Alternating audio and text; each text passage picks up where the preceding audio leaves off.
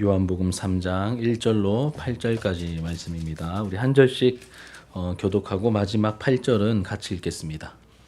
제가 1절을 먼저 읽도록 하겠습니다. 그런데 바리새인 중에 니고데모라 하는 사람이 있으니 유대인의 지도자라.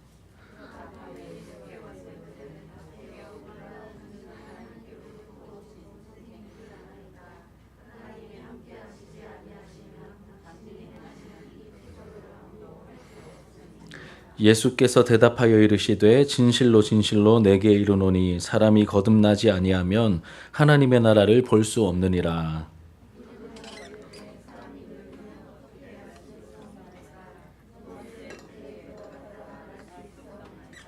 예수께서 대답하시되 진실로 진실로 내게 이르노니 사람이 물과 성령으로 나지 아니하면 하나님의 나라에 들어갈 수 없느니라.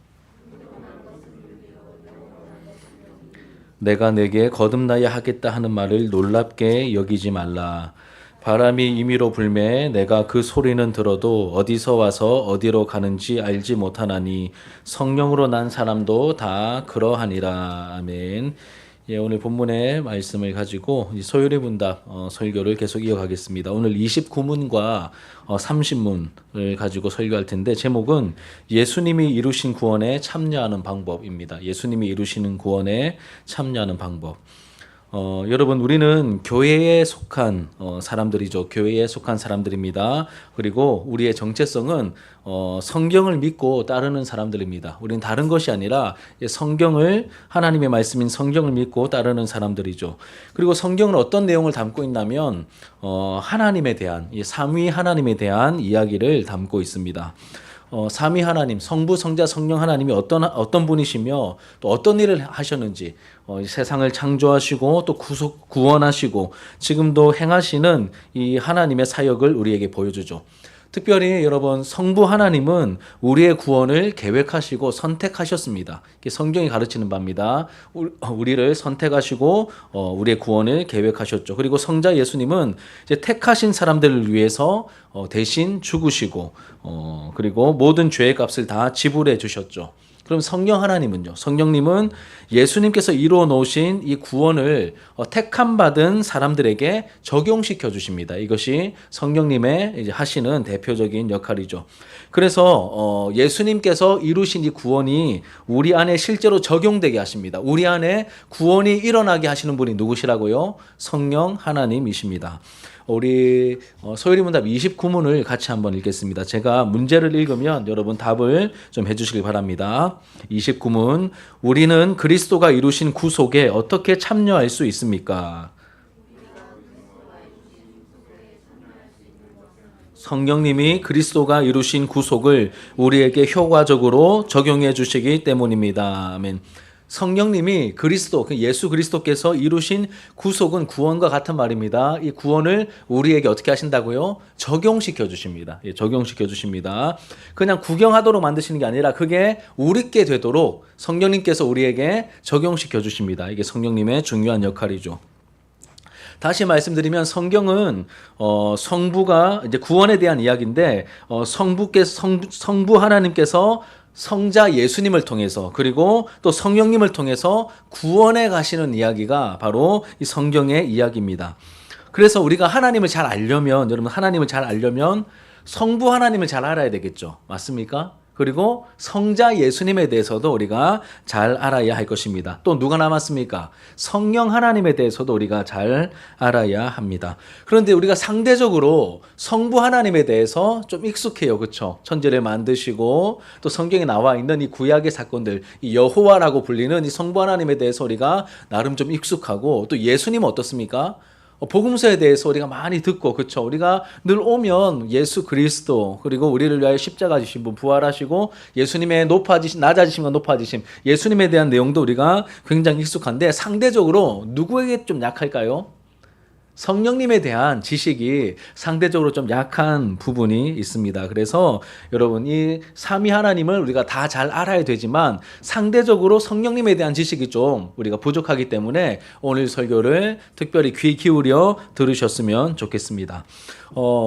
성령님께서 어떤 분이시며 또 어떤 일을 하고 계시는지 우리가 말씀을 좀 살펴볼 텐데, 오늘 본문에 보면 한 인물이 등장하죠. 예수님 말고 누가 등장합니까? 니고데모라고 하는 한 사람. 이 사람은 굉장히 이렇게 똑똑한 사람이고 갖출 거 다 갖춘 그러한 이제 유대인이죠. 이 니고데모라는 사람이 등장합니다. 예수님께 찾아와서 이제 이런저런 대화를 나누는 가운데 예수님께서 니고데모에게 하신 말씀, 핵심은 이것입니다. 구원에 대한 이야기를 하는데, 네가 구원 받으려면 뭐라고 말씀하십니까? 물과 성령으로 거듭나야 된다.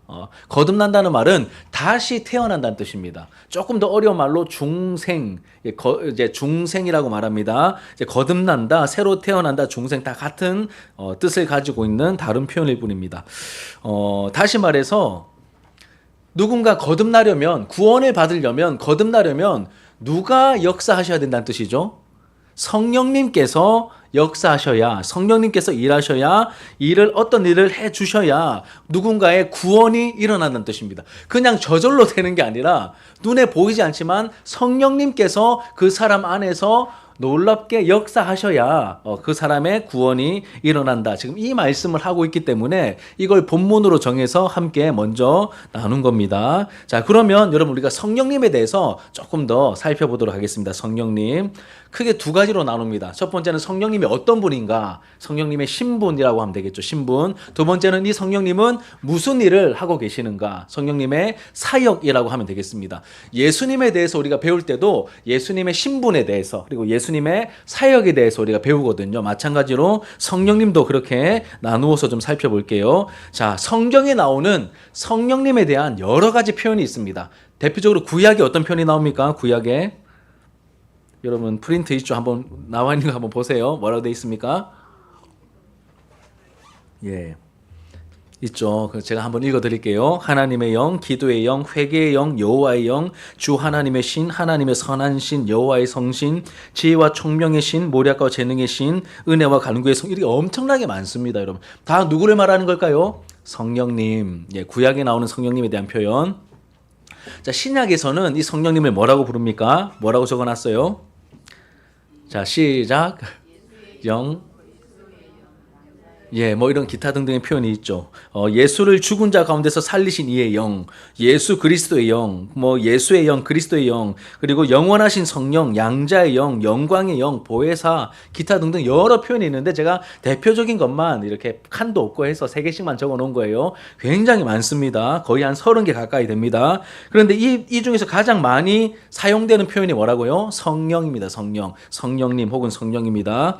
그래서 성경을 읽다가 이런 표현을 발견하게 될 때 누구를 말하는 걸까요? 뭐 지혜와 모략의 신 막 이러면 다 누구를 말하는 거라고요? 성령님을 말하는 거예요. 성령님. 헷갈리지 마시라고. 그뿐만 아니라 여러분 이렇게 성령님을 표현하는 여러 이름과 표현이 있을 뿐만 아니라 또 뭐가 있냐면 성령님을 이렇게 상징적으로 표현하는 또 그런 대상들이 있습니다. 예를 들면 하나님을 말할 때 그냥 하나님은 이제 다윗이 그런 표현 많이 썼죠. 여호와는 나의 산성이시요, 반석이시요, 뭐 구원의 뿌리시요 이런 식으로 성령님에 대한 여러 표현이 있는데 가장 대표적인 게 뭘까요? 뭐 물, 불, 바람, 또 뭐가 있습니까? 비둘기 같은 성령, 그리고 성령의 인치심, 인은 뭐 도장이죠. 성령님을 도장에 표현하기도 하고 이렇게 성령님에 대해서 여러 가지 이제 상징적인 표현이 있는데 오늘 우리가 읽었던 본문 말씀 보면 예수님께서 니고데모에게 말씀하실 때 성령님을 뭐에 비유하십니까? 바람에 비유하시죠. 3장 8절 같이 한번 읽어봅시다. 요한복음 3장 8절 시작. 바람이 임의로 불매 내가 그 소리는 들어도 어디서 와서 어디로 가는지 알지 못하나니 성령으로 난 사람도 다 그러하니라. 아멘. 이제 성령님의 역사를 무엇에 비유합니까? 바람에 비유하고 있습니다. 자, 바람의 특징을 한번 생각해 볼게요. 자, 얘들아 집중해서. 자, 바람은 우리 눈으로 볼 수 있습니까? 없습니까? 자, 다시요. 바람은 눈에 보입니까? 안 보입니까? 안 보입니다. 바람 보는 사람 이상한 사람들이에요. 바람은 눈에 안 보이죠. 자, 그래서 바람이 눈에 안 보이기 때문에 여름철에 선풍기 선전하잖아요. 에어컨이나 선풍기 선전하잖아요. 그때 여러분 뭐 요즘 선풍기를 안 하고 서큘레이터라고 하지 않습니까? 이 서큘레이터 기능이 성능이 얼마나 좋은지를 보여주기 위해서 바람은 안 보이니까 어떻게 합니까? 앞에 이 서큘레이터 앞에 막 이렇게 날리는 그런 이렇게 막 지푸라기 비스무리한 그런 거 매달아 놓거나 아니면 뭘 이렇게 피우죠? 연기 비스무리한 드라이 아이스를 녹이죠. 그러면 그게 막 연기가 되어 있으면 그걸 어떻게 하죠? 이 서큘레이터가 날리잖아요. 그러면 마치 바람이 눈에 보이는 것처럼 이제 그 드라이 아이스가 확 날아가는 저기까지 뭐 그래서 뭐 우리 서큘레이터는 뭐 18m가 날아갑니다. 20m가 날아가면 이렇게 막 선전하면 괜히 막 사고 싶고 꼭 필요한 것처럼 보이고 그래서 구입하기도 하고 그렇게 하죠. 그렇죠? 핵심은 뭐냐면 바람은 여러분 눈에 보입니까? 안 보입니까? 안 보이지만 바람이 있습니까? 없습니까? 바람이 있다는 것은 우리가 확실히 알죠. 왜 그렇습니까? 바람이 불 때 나타나는 뭐가 있죠? 현상이 있기 때문에 그런 겁니다. 그게 중요한 거예요. 바람은 눈에 안 보이지만 우리가 바람을 느낄 수 있고 바람이 지나간 자리에 나타나는 현상이 있다는 겁니다. 올겨울에는 이상하게 바람이 많이 부는 것 같아요. 제가 어떻게 하냐면 작년에 비해서 올해 이제 우리 교회 주차장에 함부로 주차되지 말라고 뭐 웬만하면 다 되라고 하지만 그래도 우리 영역은 우리 성도님들이 급하게 오면 최소한 제가 자리를 맡아 놓으려고 주차콘 이렇게 세워놨잖아요. 그러면 주차콘이 작년에는 잘 서 있었는데 올해 벌써 굉장히 많이 이렇게 주차콘이 넘어져 있는 경우들이 많았습니다. 왜 그럴까요, 여러분? 왜 주차콘이 넘어가 있을까요? 바람이 많이 불어서 그래요. 그러니 여러분 바람은 보이지 않지만 우리가 느낄 수 있고 바람이 지나간 자리에 뭐가 남습니까? 흔적이 남는다는 것이죠. 여러분 성령님도 바람에 비유되고 있습니다. 성령님은 우리 눈에 보이지 않습니다. 하지만 성령님이 지나가신, 다시 말하면 성령님이 역사하셨음을 우리가 알 수 있습니다. 뭐가 남기 때문에? 그 역사하신 흔적이 남기 때문에 우리가 알 수 있다는 것입니다. 자, 내 삶에 그리고 우리의 마음속에 성령님이 역사하십니다. 보이지 않지만 성령님이 바람처럼 역사하시죠. 그렇죠? 대표적인 어떤 현상이 뭘까요? 바람이 불면 막 날아가고 막 흐트러지고 이런 것이 있듯이 성령님이 역사하신, 바람 같은 성령님이 역사하신 자리에 어떤 현상들, 어떤 흔적들이 남을까요?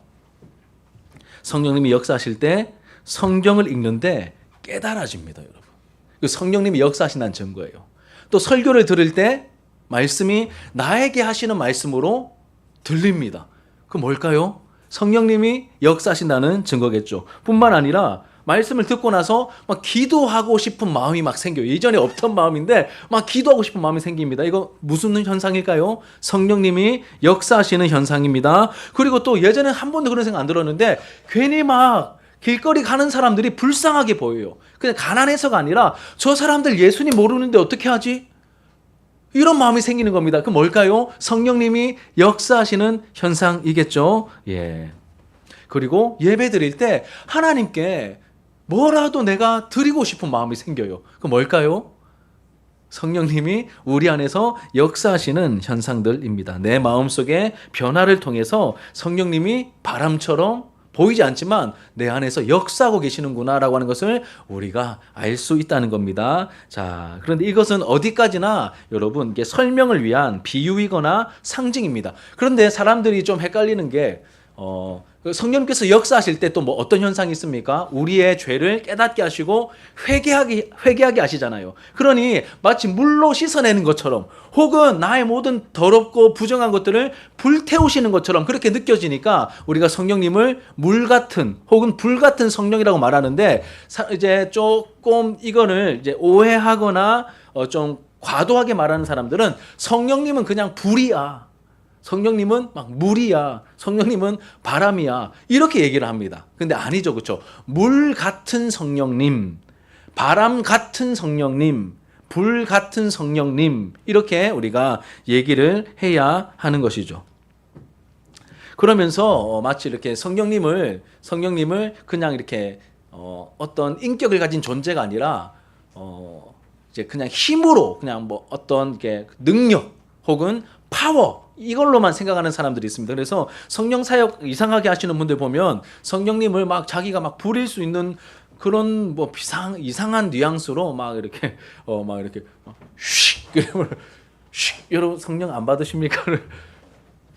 이렇게 막 기도할 때도 괜히 막 바람 소리 막 슉슉슉 막 입에서 나는 소리가 아니에요.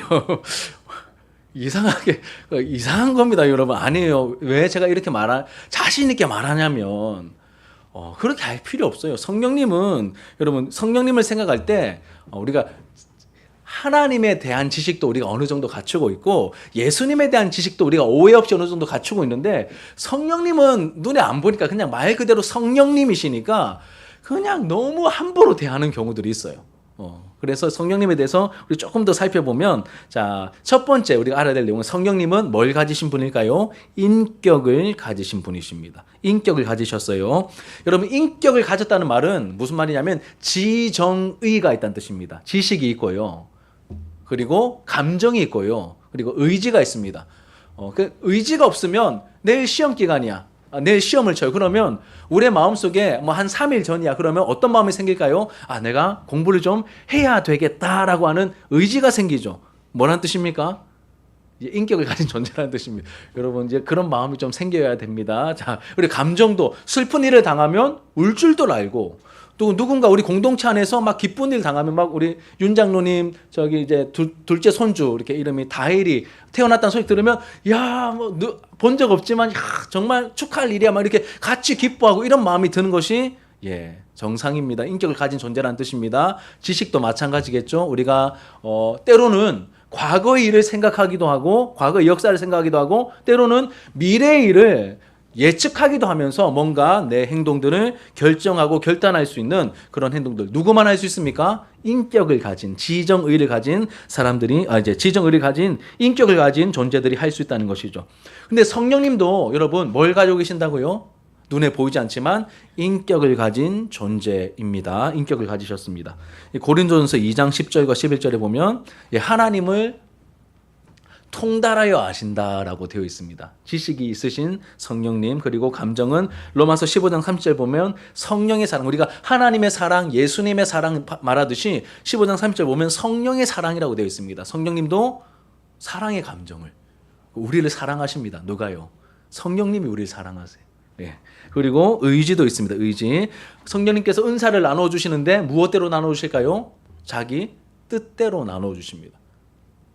너는 안 되겠어. 너는 줄 거야. 너는 더 많이 줄 거야. 이렇게 성령님께서 의지를 가지시고 행하신다는 그러니까 인격을 가지신 분이다. 이게 핵심입니다. 자, 두 번째로는 성령님은 누구실까요? 하나님이십니다. 여러분, 하나님 하면 가장 먼저 생각나는 분이 누구죠? 성부 하나님이죠. 천지를 창조하시고 막 어마어마한 이 스케일을 어마어마한 영광을 가지신 그 하나님과 똑같이 예수님도 하나님이시고 또 누구도 하나님이세요? 성령님도 하나님이십니다. 그런데 어딜 감히 성령님을 막 씩씩거리면서 이렇게 나눠줍니까? 자, 여호와 하나님을 받아라. 너무 어색하잖아요. 신성 모독이잖아요. 그런데 왜 성령님은 막 씩씩거립니까? 성경을 몰라서 그런 겁니다, 여러분. 그러니까 이상 아닙니다. 그렇게 하는 거. 자. 성령 이제 하나님에 대한 대표적인 속성, 영원성, 또 편재성, 어디든지 계시는 편재성, 전지하시고 전능하시고 이러한 이제 하나님만이 가지는 속성을 누구도 가지고 계십니까? 성령님도 가지고 계신다. 성령님도 하나님. 그러니까 성령님에 대해서 여러분 이렇게 막 분별해야 돼, 막 너무 혼탁한 이 시대이지만 우리가 확실히 알아야 될 성령님에 대한 두 가지 내용은 뭐라고요? 성령님은 인격을 가지신 하나님이시다. 이게 핵심입니다. 그러면 여러분 우리가 별로 헷갈릴 게 없어요. 인격을 가지신 하나님이십니다. 그리고 또 이렇게 예를 들어볼 수도 있습니다. 우리를 고린도전서 3장 16절에 보면 우리를 뭐라고 부르냐면 너희가 하나님의 성전이다 말하거든요. 그래서 성령이 너희 안에 계시는 줄을 알지 못하느냐 이렇게 되어 있습니다. 우리가 왜 성전입니까? 성령이 우리 안에 계시기 때문에 성전이다. 그런데 여러분 성전은 누가 사는 집입니까? 하나님이죠. 그럼 성령님이 뭐란 뜻이에요? 하나님이란 뜻입니다, 여러분. 그리고 우리 축도할 때 제가 축도할 때 어떻게 축도를 하죠? 예수님을 먼저 말하고 그리고 하나님을 말하고 또 누굴 말합니까? 성령 하나님의 교통하심과 또 도우심과 함께하심이 우리 성도님들과 함께 있을지어다 이렇게 축도를 하죠. 이게 누가 나옵니까? 성부 하나님이 나오고 성자 예수님이 나오고 같은 그 반열에 누가 또 나오죠? 성령님을 언급하죠. 예. 세례를 베풀 때도 마찬가지고. 그러니 여러분 성령님도 똑같이 하나님이심을 우리가 알 수 있습니다. 자, 이제 성령님의 신분은 여기까지 하고요. 성령님의 사역. 성령님의 사역. 자, 성령님은 성부, 성자와 더불어 이제 창조 사역을 하셨습니다. 그러니까 이 세상을 만드신 분은 하나님이십니다. 그런데 성부 하나님만 만드신 게 아니라 만드실 때 누가 계셨을까요? 성자 예수님도 계셨고 성령 하나님도 계셨죠. 여호와의 신이 수면 위에 운행하시니라. 성령 하나님께서도 함께 계셨습니다. 여기서 여호와의 신은 누굴까요? 성령님을 말하는 여러 표현 중에 하나를 말하는 거예요. 그리고 성령님께서 하시는 여러 사역 가운데 가장 중요한 사역은 무엇이냐면 예수님이 이루신 구원을 구원받을 사람들에게 나누어 주시는, 적용하시는 사역이 가장 중요한 사역입니다. 그리고 이 성령님께서 공식적으로 이 땅에 오셨죠. 그날이 언제입니까? 오순절 성령 강림 사건이라고 합니다. 성령님께서 공식적으로 이 땅에 오신 사건을 우리는 이제 오순절 성령 강림 사건이다라고 말하는데, 그런데 질문이야. 성령님께서 오순절에 공식적으로 오시기 전에는 안 계셨던 걸까요? 계셨겠죠. 창조 때도 계셨고, 사실 영원 전부터 계셨고, 그리고 구약 시대에도 역사하셨죠. 그렇죠? 성령께서 다윗에게도 임하셨고, 그리고 여러 선지자에게 임하셨고, 그리고 성령님께서 이렇게 과거부터 계속 계셨는데, 그런데 이 사도행전 2장에 보면 뭐라고 말합니까? 성령님께서 바람처럼 불처럼 임하신 그 오순절 성령 강림 사건을 말합니다. 그러면 왜 성령님을 이전부터 계셨고 사역하셨는데 왜 오순절에 오셨다라고 말하는 걸까? 예, 이 부분을 조금만 생각해 볼게요. 왜 그러냐면, 왜 이렇게 말하냐면, 오순절에 오셨다고 말하는 이유는 뭐냐면, 원래 계셨지만, 이 오순절로부터 이 오순절이 새로운 출발점이 되기 때문입니다. 다시 말합니다. 이 오순절이 새로운 출발점이 되기 때문입니다. 다르게 말하면, 새로운 시대가 시작되었기 때문입니다. 성령님이 오순절에 그렇게 공식적으로 오심으로 새로운 출발이 이루어졌고 새로운 시대가 시작되었습니다. 어떤 식의 새로운 시대, 새로운 출발이냐면, 자, 오순절 성령 강림은 뭘 강조하는 사건이냐면 예수님의 주권을 강조하는 사건입니다. 한번 그냥 빈칸 한번 채워보세요. 예수님의 주권. 그러면 성령님은 딱 정해놓은 딱 때가 되었을 때 그래 휙 오신 분이 아니라, 마치 이렇게 우리 친구들 학교 다니잖아요. 학교 다니다가 이제 점심 먹을 때 되면 뭐가 울립니까? 예, 종이 울리죠. 종소리 요즘 어떻게 울려요? 띠리리리리 이렇게 안 하죠. 학교마다 다르죠, 그렇죠? 이게 멜로디가 이렇게 좀 미안해. 여하튼 종이 울리죠. 이렇게 점심시간 되면 땡 하고 종이 울리면 이제 급식이 주어지는 것처럼 시간이 땡 되었기 때문에 성령님이 오신 게 아닙니다. 자, 뭐냐면 보세요. 예수님께서 우리의 구원을 위해 행하셔야 했던 일을 이 땅에서 다 행하셨죠. 다 이루셨습니다. 그리고 십자가에서 완수하시고 약속대로 부활하시고 40일 동안 이 땅에 계시다가 뭐 하셨죠? 우리 지난주에 봤듯이 부활하시고 40일 동안 계시다가 하늘로 오르시죠. 이걸 뭐라고 합니까? 승천하셨는데 그 승천하신 목적지가 어디죠? 하나님 보좌 우편이었습니다. 그래서 예수님께서 우리를 위하여 구원하기 위하여 이 땅에 오셔서 우리의 구원을 위해 필요한 모든 사역을 하나도 남김없이 다 이루시고 대신 죽으셨습니다. 십자가에서. 그리고 약속대로 사흘 만에 부활하신 다음에 하나님 보좌 우편으로 올라가셨어요. 승천하시고 하나님 보좌 우편에 올라가셔서 앉으셨죠. 그리고 나서 그 하나님 보좌 우편에서 가장 먼저 하신 일이 뭘까요?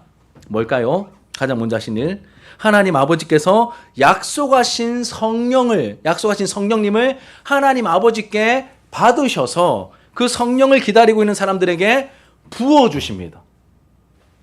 그래서 성령님은 누가 주신 건가 이렇게 질문하면 두 개 다 답이에요. 하나님 아버지께서 보내어 주셨고 또 동시에 누가 주신 거예요? 예수님이 보내어주신 성령, 이렇게 해도 맞는 말입니다. 그래서 하나님께로부터 오셨고 예수님께서 보내어주셨습니다. 이게 답이야. 이게 어디 나와 있냐면 사도행전 2장 33절 같이 한번 읽어볼게요. 2장 33절 시작. 하나님이 오른손으로 예수를 높이심에 그가 약속하신 성령을 아버지께 받아서 너희가 보고 듣는 이것을 부어주셨느니라. 이 오순절 성령 강림 때 막 이 유대인들이 막 너희들 술 취한 거 아니냐 막 이렇게 뭐 손가락질 하고 있을 때 베드로가 우뚝 일어나서 설교하잖아요. 무슨 설교합니까?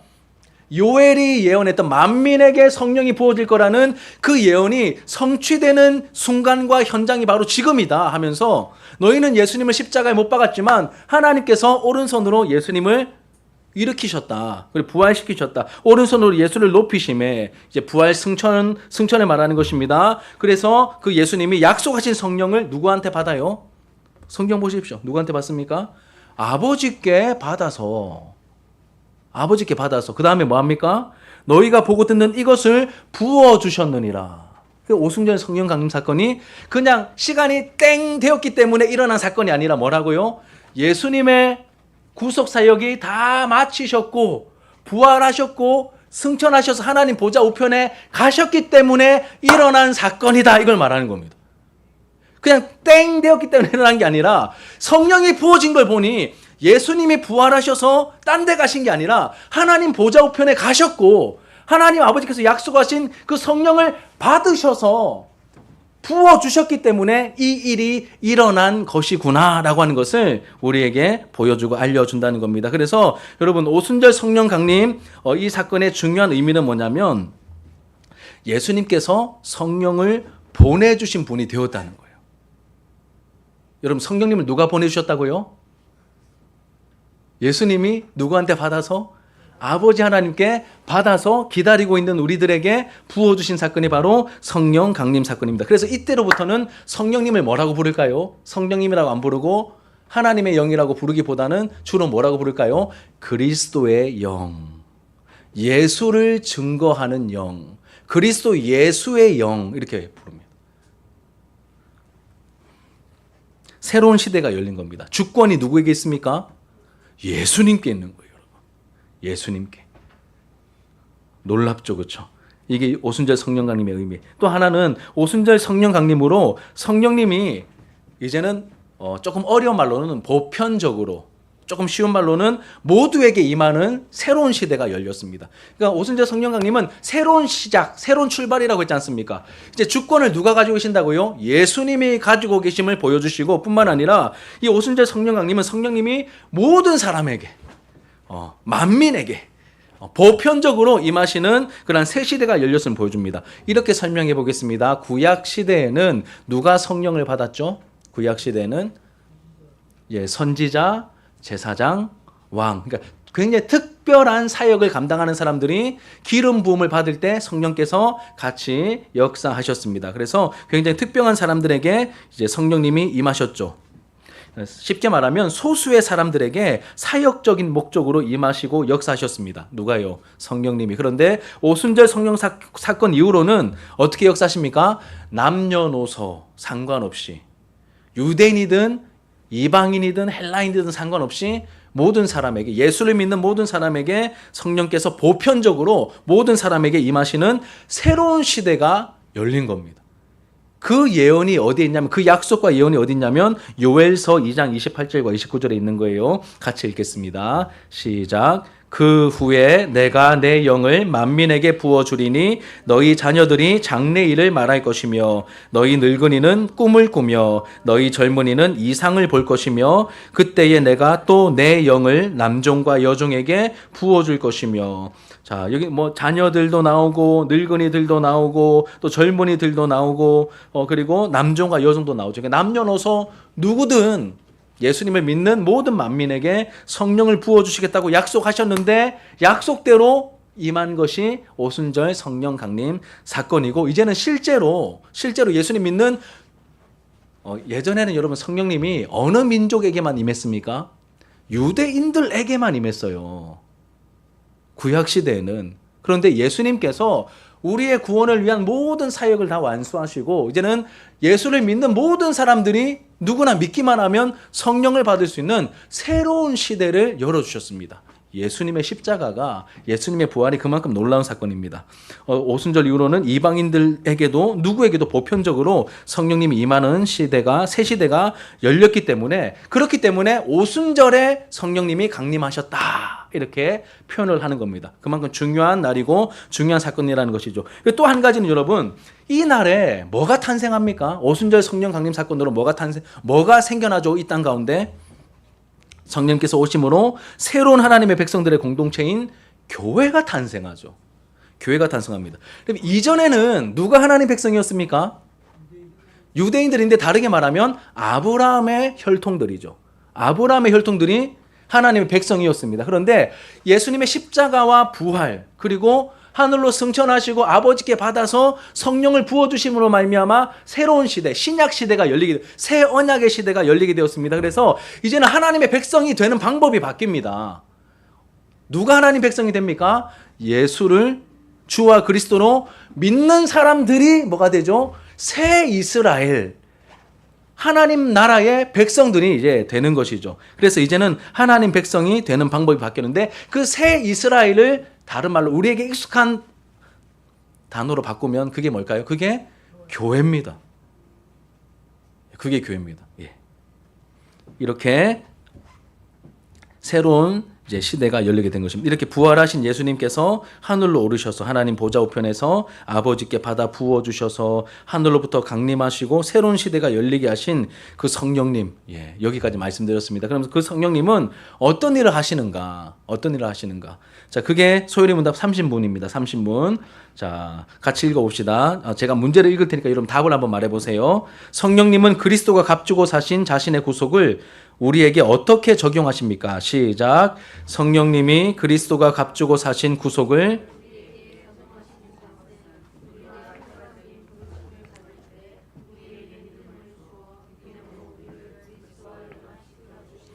쉽게 말하면 여러분, 성령님이 하시는 일은 다른 게 아니라 성령님은 우리가 예수님을 믿게 하십니다. 우리가 스스로 믿는 게 아니에요, 여러분. 착각하시면 안 됩니다. 우리가 믿는 게 아니라 누가 믿게 하십니까? 성령님이 우리가 예수님을 믿게 하신다. 지금 그걸 말하고 있는 거예요. 그러니까 하늘로부터 강림하신 성령님은 우리 주변에 맴돌고 계시다가 사라지시고 필요하면 나타나시고 이렇게 하시는 게 아니라 우리 안에 오셔서 우리 안에서부터 역사하십니다. 성령님이 역사하시는데 우리의 환경을 바꾸어 주시고 이런 게 아니라 우리 안에서 역사하시기 때문에 우리의 마음을 새롭게 하시죠. 우리 안에서 놀랍고 새로운 역사를 일으키시고 본격적으로 일하기 시작하시는데 가장 우선적으로 먼저 하시는 일이 뭐라고요? 예수님을 알아보고 믿게 하십니다. 이게 성령님이 하시는 가장 대표적이고 놀라운 사역입니다. 여러분, 만약에 예수님을 하나님의 아들 그리스도로 여러분 믿으신다면 여러분들의 실력이 아닙니다. 여러분들이 그 믿음을 가질 수 있게 만들어주신 분이 누굴까요? 성령님이십니다. 그걸 아셔야 돼요. 그러니까 내 실력으로 예수님 믿는 사람은 아무도 없습니다. 예, 그 믿음은 사실 믿음도 아니지만 불안한 것이죠. 예. 이 믿음은 성경에 따르면 성령님께서 우리가 예수님을 믿도록 그렇게 도우셨기 때문에, 역사하셨기 때문에 우리가 믿음을 가지게 되는 것이죠. 내가 믿어야겠다는 의지를 가지고 믿은 게 아닙니다. 성령님께서 우리를 거듭나게 해주셔야, 그래서 죽어있던 우리 영혼이 살아나서, 여러분, 원래 우리 영혼은 죽어 있습니다. 그런데 복음의 말씀이 선포될 때 성령님이 그때 같이 역사하셔서, 우리 안에 역사하셔서 우리 죽어있는 영혼이 살아나야 말씀이 들리고 예수님이 누군지 알아보게 됩니다. 예수님 말씀이 들리고, 나에게 하시는 말씀으로 들리고 예수님이 어떤 분인지 알게 되면 우리가 뭐 하게 될까요? 그 예수님 앞에서 회개하게 되겠죠. 예수님 모르고 내 마음대로, 진짜 주인을 만났는데 내 마음대로 살아왔으니까 잘못했습니다 라고 회개할 수밖에 없습니다. 그리고 또 어떻게 할까요? 예수님 당신이 주인이십니다. 내 삶을 책임져 주십시오. 예수님을 내 삶의 주인으로 영접하겠죠. 이게 뭘까요? 이게 믿음이잖아요. 두 개 합치면 이걸 회심이라고 합니다. 회심. 이거 회심 또 나중에 할 시간이 있으니까. 여하튼 성령님께서는 바람처럼 역사하시는데 복음이 선포될 때 성령님께서 역사하셔서 우리의 죽어있는 영혼을 거듭나게 하셔서 말씀이 믿어지게 하시고 예수를 알게 하셔서 예수님을 내 마음에 영접, 그러니까 예수님을 믿게 하시는, 믿어지게 하시는 분이 누구시라고요? 바로 성령 하나님이십니다. 성령님의 역사 때문에 우리가 믿을 수 있는 거예요. 저도 예전에 어렸을 때 교회 열심히 다녔는데 예수님 그냥 알았지. 말로만 앵무새처럼 나 예수님 믿어요 따라했지. 성령님께서 내 안에 역사하셔서 거듭나게 해주시고 내 영혼을 새롭게 해주셔야 진짜 예수님을 알아보고 예수님을 내 삶의 주인으로 영접할 수 있는 거야. 그럼 제가 이렇게 한번 설명해 볼까요? 우리 아이들이 있으니까 얘들아 한번 잘 들어봐봐. 예수님을 믿는다는 것은 예수님을 내 삶의 주인으로 내 마음에 가장 소중한 내 마음의 주인 자리에, 왕 자리에 예수님을 모시는 거야. 그 자리에 원래 누가 앉아 있었을까요? 내가 앉아 있잖아. 내 삶의 주인은 나지. 내가 앉아 있었는데 내가 내려오고 다른 존재를 내 마음에, 내 삶의 주인 자리에 다른 분을 이렇게 모시는 거야. 그러면 그 모시는 게 여러분 그분이 누군 줄도 모르는데 가능할까요? 누군 줄도 모르는데. 그래서 여러분 예수님이 어떤 분인지 모르는데 예수님을 내 삶의 주인으로 영접한다. 이건 넌센스입니다. 그래서 예수님이 어떤 분인지 지식적으로도 배우는 일이 중요한데 이 가지고 있는 이 지식과 함께 성령께서 정말로 그러한 분이야. 이분은 살아계시고 너의 삶의 주인이야라고 우리의 마음속에 영혼 속에 다가오셔서 말씀하실 때 내가 이분을 모르고 살아왔었구나. 회개하게 되면서 예수님을 내 삶의 주인으로 영접하게 되는 겁니다. 자, 우리 고린도전서 12장 3절 같이 한번 읽겠습니다. 12장 3절 시작. 그러므로 내가 너희에게 알리노니 하나님의 영으로 말하는 자는 누구든지 예수를 저주할 자라 하지 아니하고 또 성령으로 아니하고는 누구든지 예수를 수시라 할 수 없느니라. 아멘. 보세요. 내가 너희에게 알리노니 하나님의 영, 누굴 말하는 겁니까? 성령님이죠. 하나님의 영으로 말하는 자는 누구든지 예수를 저주할 자라 하지 아니하고 예수 십자가에 달렸던데 그 저주받는 거 아니야?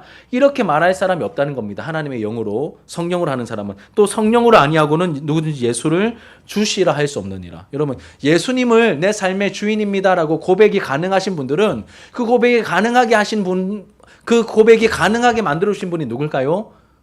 성령님이라고 말하고 있잖아요. 그리고 성령님은 예수님과 믿는 사람들을 연합시켜 주십니다. 하나가 딱 되게 하시죠. 그러니까 예수님을 믿을 때, 여러분, 예수님을 믿을 때 예수님과 나 사이에 뭐가 일어나냐면 연합이 일어납니다. 하나됨, 연합이 일어나거든요. 이 역할을 하시는 분이 누굴까요?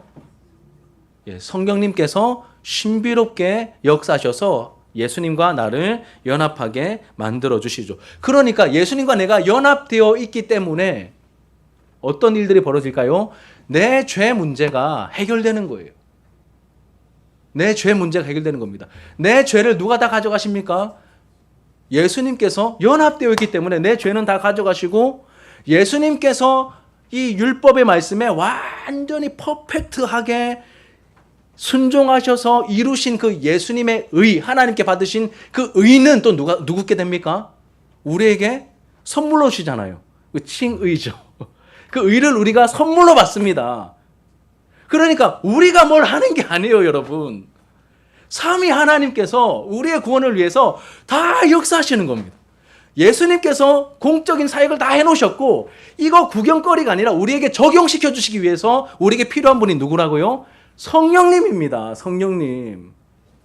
그 성령님이 계셔야 그 예수님께서 이루신 구원이 나의 것이 되는 거예요. 나의 구원이 되는 것이죠. 그래서 우리가 죄를 용서받고 하나님께서 입혀주시는 그 의롭다함을 우리가 받을 수 있게 되는 것이고 그 이후에 계속해서 우리가 살펴보게 되겠지만 양자가 되고 성화의 은혜를 받고 또 때가 되면 영화롭게 되는 그 모든 구원의 완성까지 누구를 통하여 우리에게 주어지고 이루어지는 것이죠? 성령님을 통하여 우리에게 주어지고 이루어지게 된다는 것입니다. 자, 이제 말씀을 마칠게요.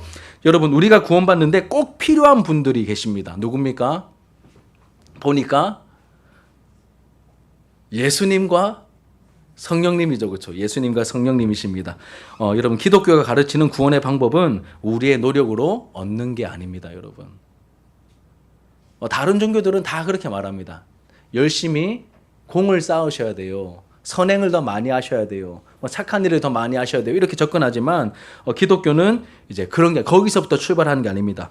기독교는 우리의 노력으로 구원을 얻는 그러한 도를 가르치지 않습니다. 우리는 처음부터 여러분 죄인입니다.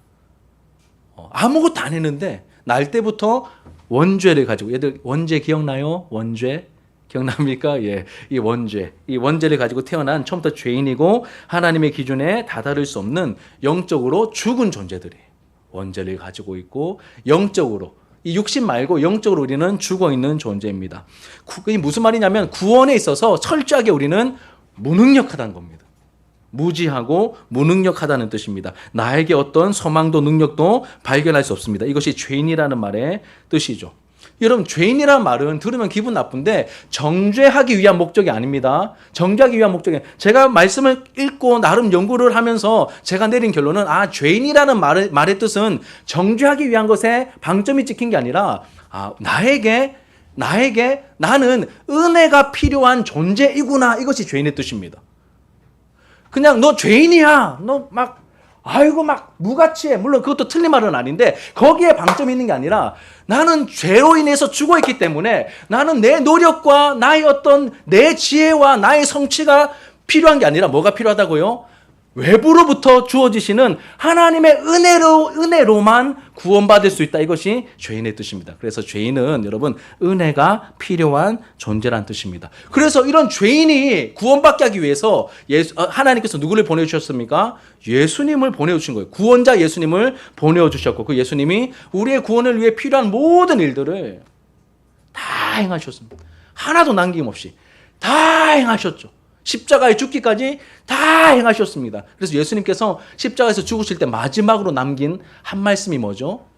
다 이루었답니다. 그럼 이것은 원래 상업 용어입니다. 다 갚았다는 뜻입니다. 그 죄는 빚인데 우리 힘으로 갚을 수 없는 그 빚을 예수님께서 핏값으로 다 갚았다. 갚을 거 더 이상 없다. 너희들은 자유야. 이렇게 말씀해 주신 겁니다. 다 갚으셨습니다. 그리고 그 구원을 우리에게 실제로 적용시켜 주시고 선물로 주시기 위해서 누구를 보내주셨습니까? 성령님을 우리에게 보내어 주셨죠. 성령님께서 복음의 말씀이 선포될 때 듣는 우리 안에서 역사하셔서 죽은 영혼이 살아나게 하시고 반응하게 하십니다. 들리게 하십니다. 여러분, 예수님을 영접했다면, 다시 말씀드리지만 예수님을 영접했다면 그 여러분들 실력이 아니에요. 누가 도우신 거라고, 누가 역사하신 증거입니까? 성령님이 내 안에서 역사하신 증거입니다. 들리게 하시고 믿어지게 하시고 회개하고 예수를 영접하게 하시죠. 회심이라고 말합니다.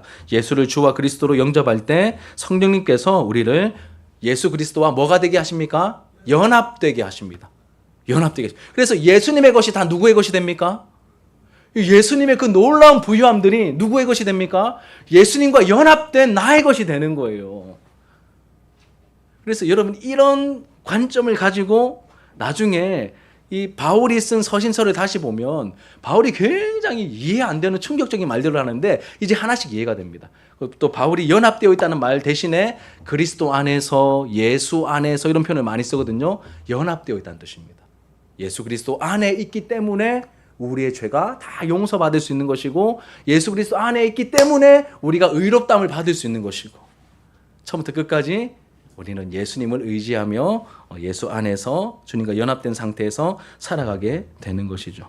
무능하며 무지하며 영적으로 죽어있는 죄인인 우리가 구원을 받을 수 있는 유일한 방법과 비결은 우리의 노력과 우리의 지혜와 도를 닦거나 선행을 행하거나 이런 것과 전혀 상관이 없습니다. 처음부터 끝까지 하나님의 은혜이고 하나님의 선물인 것이죠. 자, 우리 요거 같이 읽고 마칩시다. 자, 마지막에 있는 요 내용. 자, 정리 요 부분 보시면 우리가 구원을 받는데 꼭 필요한 분이 누구십니까? 예수님과 성령님이죠. 기독교에서 가르치는 구원의 방법, 구원하는 방법은 우리의 노력으로 얻는 것이 아니다. 우리는 처음부터 죄인이며 영적으로 죽은 존재들이다. 구원받는 일에 있어서 철저하게 뭐라고 했습니까? 무능하고 무지하다. 우리가 죄인이라는 말은 뭐죠? 정죄의 의미가 아니라 은혜가 필요한 존재라는 뜻입니다. 그래서 에베소서 2장 8절과 9절 보면 뭐라고 말합니까? 그 은혜로 말미암아 구원을 얻었나니 하나님의 선물이다 이렇게 말하죠. 그 구원은 은혜이고 선물입니다. 자, 마지막 부분. 그래서 하나님께서 구원자 예수님을 보내셨고 예수님은 낮아지셔서 우리의 구원을 위해 필요한 모든 것을 대신 행하셨습니다. 그리고 구원을 위해 필요한 그 의를 하나님께 받으셨습니다. 그리고 이 의를 우리에게 나누어 주시려고 누구를 보내셨죠? 성령님을 보내주셨습니다. 성령님은 바람처럼 우리 안에서 역사하셔서 우리를 거듭나게 하시고 예수님을 알아보게 하십니다. 그래서 예수님을 믿어 영접하게 하시고 예수님과 연합시켜 주심으로 예수님의 의가 우리의 의가 되게 하십니다. 이렇게 우리에게 구원을 적용시켜 주십니다. 사실은 쉬운 내용은 아닌데 여러분 자꾸 이런 내용들을 드러나야 나중에 이 말씀을 읽고 또 여러분들의 믿음이 튼튼하게 쌓여져 나가는데 정말 큰 도움이 됩니다. 아, 구원은 내 힘이 아니구나. 예수님께서 이루셨고 그 예수님의 구원을 성령께서 나에게 적용시켜 주셨구나. 하나님께서 행하시는 이 구원을 막을 사람이 없겠구나.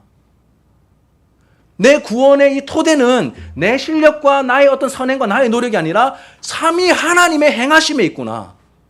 그러니 얼마나 든든한가. 이 구원을 누가 흔들고 누가 앗아가겠는가. 우리가 이런 확신을 가질 수 있게 되는 것입니다. 자, 우리 오늘 말씀 여러분 잘 기억하시면서 나에게 베푸신 이 구원이 참으로 놀라운 구원임을 그렇게 더 풍성하게 알고 또 고백할 수 있는 우리의 모습이 되기를 바랍니다. 우리 이제 기도하는 마음으로 함께 찬양하도록 할게요.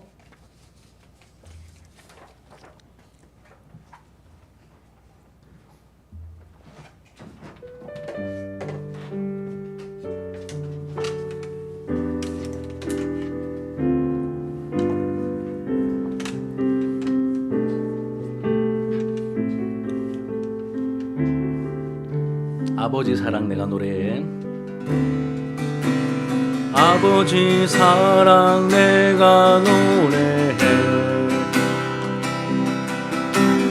아버지 은혜 내가 노래해. 그 사랑 변함없으신 거짓 없으신 성실하신 그 사랑 상한 갈 때 꺾지 않으시고 꺼져가는 등불 끄지 않는 그 사랑 변함없으신 거짓 없으신 성실하신 그 사랑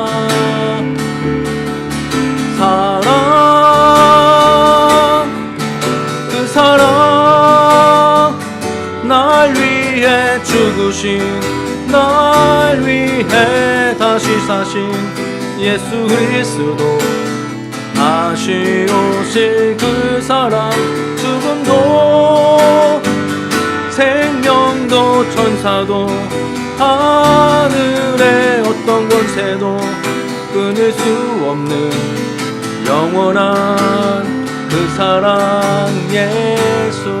네, 한 번 더요. 아버지 사랑 내가 노래해.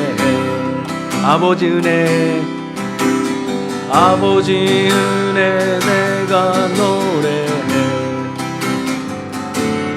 그 사랑 변함없으신 거짓 없으신 성실하신 그 사랑 상한 갈 때 꺾지 않으신 꺼져가는 등불 끄지 않는 그 사랑 변함없으신 거짓 없으신 성실하신 그 사랑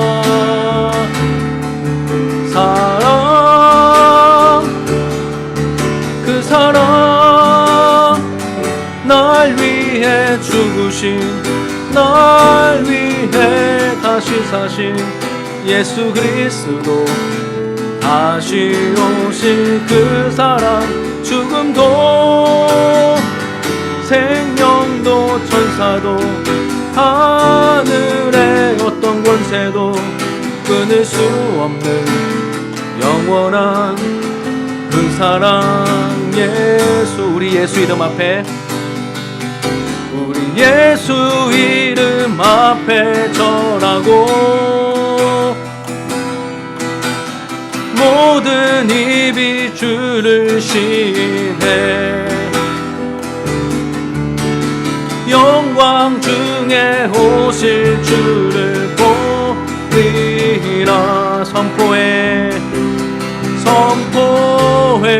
왕께 만세 왕께 만세 존귀와 위엄을 찬양해